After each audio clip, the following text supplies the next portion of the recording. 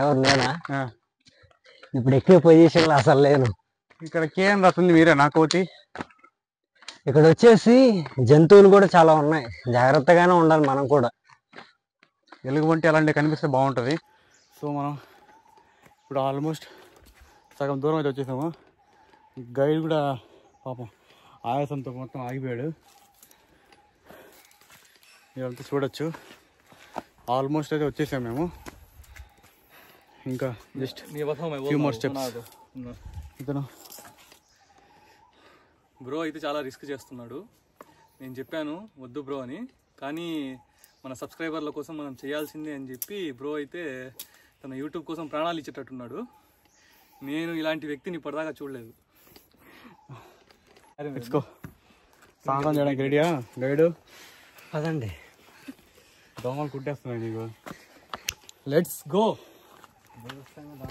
Okay, కొండ ప్రాంతం కదా, దోమలు ఉంటాయి. అంటే నాకు మైక్ లేదు. Array okay okay. సో మనమైతే ఎక్స్పీరియన్స్ బోలో ఇక్కడ దాకా వచ్చేసరికి అలసిపోయాను మొత్తం పూర్తిగా. సో మీరు చూడొచ్చు, నేను అసలుగా హెయిర్ కట్ చేసుకున్నాను. అది అందరు గుండు గుండు అంటున్నారు, కానీ ఇది గుండు కాదండి, దీన్ని బస్ కట్ అంటారు. మీ పేరేంది అసలు? మీ పేరు చెప్పలేదు ఇప్పటిదాకా నాకు. బ్రో దాని గురించి కొంచెం చెప్పరా, ఆ కొండ గురించి. అదే మీరు చూస్తున్నది అయితే బ్రో, మీరు చూడండి, 2 కొండల మధ్య ఒక ఆర్చ్లా ఉన్న దానికి మధ్యలో నిర్మించారు. మీకు నోరులాగా అనిపిస్తున్నది, అది వచ్చేసి ముఖద్వారం అనమాట.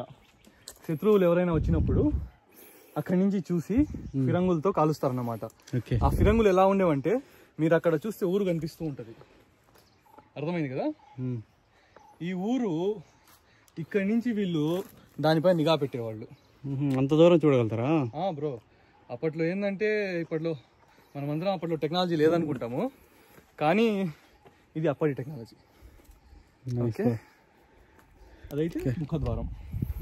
సో మీరు చూశారు కదా, అక్కడ నుంచి మొత్తం క్యారీ చేసేవాళ్ళంట ఫిరంగులు కానీ అన్నీ. నేను నడిచే ఓపికలే కర్ర పట్టుకొని నడుస్తున్నాను. వెనకాల ఈయన చూడొచ్చు, పోయేటట్టున్నాడు. తీసుకొని వచ్చావా, నువ్వు ఒకటి వెళ్ళిపోతున్నావా? ఏం గైడు, మాకు దారులు చూపించాలి కానీ నువ్వు ముందే వెళ్ళిపోతున్నావు. తిరిగి రావాలంటే చాలా లేట్ అవుతుంది. ఏదో అరుస్తున్నా, సౌండ్ వస్తున్నాయి. తొందరగా వెళ్ళడం మంచిది. చీకటి పడితే ఏమన్నా. ఒక్క నిమిషం, ఎలుగుబంటి శబ్దంలా ఉంది. ఒకసారి మేము వెళ్తున్నప్పుడు ఇట్లాగే బ్రో, ఇక్కడ ఏంటంటే మనం ఇప్పుడు వచ్చిన ప్రాంతం ఏంటంటే ఎలుగుబంట్లు ఎక్కువ అనమాట. ఇక్కడ ఎలుగుబంట్లు ఎక్కువగా సంచారం చేసేది. ఇటు చూపి బ్రో, మన ఆడియన్స్కి బాగుంటుంది. ఇది బ్రో, సో ఇక్కడంతా ఎలుగుబంట్లు ఎక్కువ ఉండే. ఓకే, మనం ఏంటంటే కొంచెం జాగ్రత్తగా వెళ్ళాలి, శబ్దాలు చేసుకుంటూ వెళ్తే మంచిది. ఓకే పదా.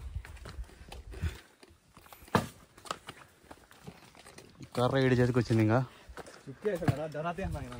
సో మేమైతే రెస్ట్ తీసుకొని ఇంకా మళ్ళీ అయితే స్టార్ట్ అయిపోయాము.